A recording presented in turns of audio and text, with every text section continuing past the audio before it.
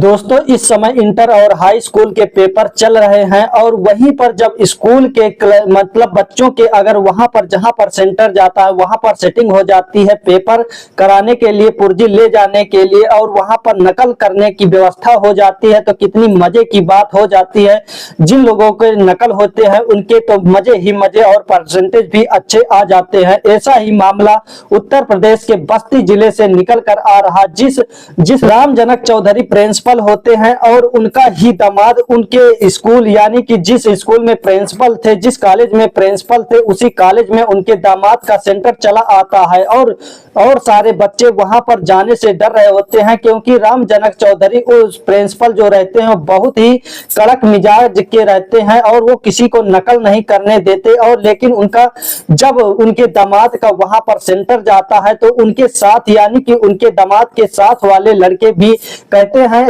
अभी तक तो नकल नहीं होती लेकिन अब तो नकल होगी ही क्योंकि उनका दामाद जो जा रहा है उनके कॉलेज में। लेकिन ऐसा नहीं होता। जब प्रिंसिपल साहब यानी कि राम जनक चौधरी जब अपने दामाद को पकड़ लेते हैं तो उसको रिस्ट्रिकेट कर देते हैं और इसके बाद उसका 1 साल बेकार हो जाता है। क्या है पूरी जानकारी जानेंगे आगे वीडियो में आगे बढ़ने से पहले एक छोटी सी रिक्वेस्ट है कि आप लोग वीडियो पर पहली बार आए तो वीडियो को लाइक करके चैनल को सब्सक्राइब जरूर कर लें ताकि आपको ऐसी इंटरेस्टिंग कहानी आप तक पहुंचे। उत्तर प्रदेश के बस्ती जिले में एक कॉलेज रहता है, इंटर कॉलेज रहता है और उस इंटर कॉलेज के प्रिंसिपल यानी कि मेन प्रिंसिपल रहते हैं राम जनक चौधरी और वहां पर प्रिंसिपल के पद पर रहते हैं और वहां के जितने छात्र छात्रा रहते हैं उनको बहुत ज्यादा डरते रहते हैं। उसके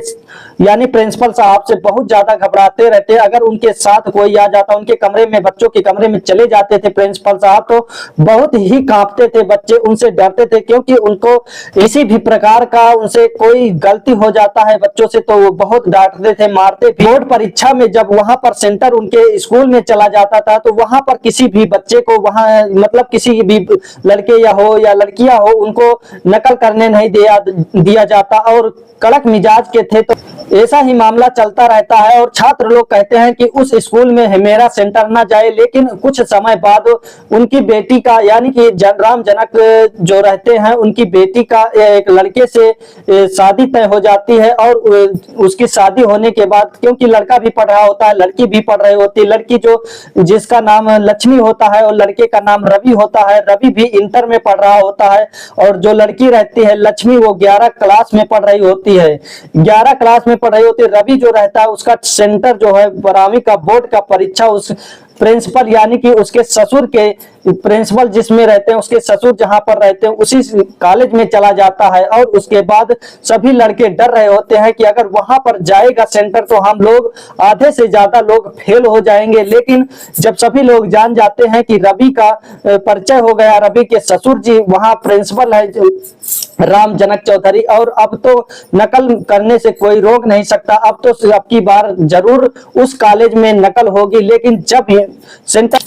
जब पेपर का समय आता है और उसके बाद जब रवि जाता है, रवि को सभी लोग वहां के टीचर लोग और सभी लोग गार्ड वगैरह सभी लोग जान गए थे कि प्रिंसिपल साहब के दामाद जी हैं, इनको कोई चेक नहीं करता और 2-3 दिन ऐसा ही बीतता है तभी वहां पर कोई चेक नहीं करता और रवि कहता है यानी कि प्रिंसिपल साहब का दामाद कहता है कि हमें तो कोई चेक भी नहीं कर रहा है और हमारा जलवा ही जलवा है। फिर उसके अगले ही दिन दामाद जी यानी कि रवि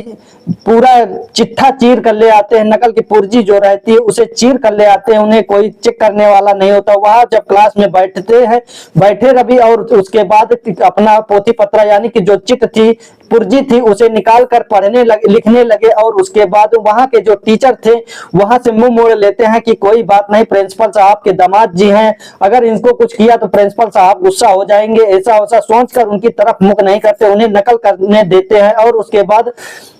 2-3 दिन ऐसा ही चलता रहा। लेकिन एक दिन ऐसा हुआ कि बदकिस्मती रवि का समझो या फिर कुछ भी समझो वहां पर प्रिंसिपल साहब आ जाते हैं, राम जनक चौधरी प्रिंसिपल साहब आ जाते हैं क्लास में और जिस क्लास में रवि बैठा रहता है और उन्हें देख ले जाते हैं पुर्जी को छुपाते हुए नकल करते हुए। लेकिन रवि वहां पर प्रिंसिपल साहब से पुरजी को चुराने लगता है, उनसे आके दूर करने लगता है, नजरें इधर उधर करने लगता है कि किसी तरह से हट जाए, दूर हो जाए, ना जाने। लेकिन वहां पर प्रिंसिपल साहब जान जाते हैं और उसके बाद रवि को रिस्ट्रिकेट कर देते हैं। उस नकल करते हुए पकड़ा गया ऐसा लिख देते हैं और उसका 1 साल बर्बाद हो जाता है। और उसके बाद रवि क्या करता है, प्रिंसिपल साहब से हाथ गोड़ पैर सब कुछ जोड़ता है, लेकिन प्रिंसिपल साहब को दया नहीं आती। ऐसा ही, लेकिन उसने कहा कि पापा जी ऐसा भी कहा कि हम रिश्ता बना रहे हैं, किसी तरह आप छोड़ दीजिए, हम नकल करते हुए जरूर पकड़ेंगे, लेकिन गलती हो गई, अब नहीं लाएंगे पुर्जी। लेकिन प्रिंसिपल साहब वहां पर नहीं मानते और उसको 1 साल के लिए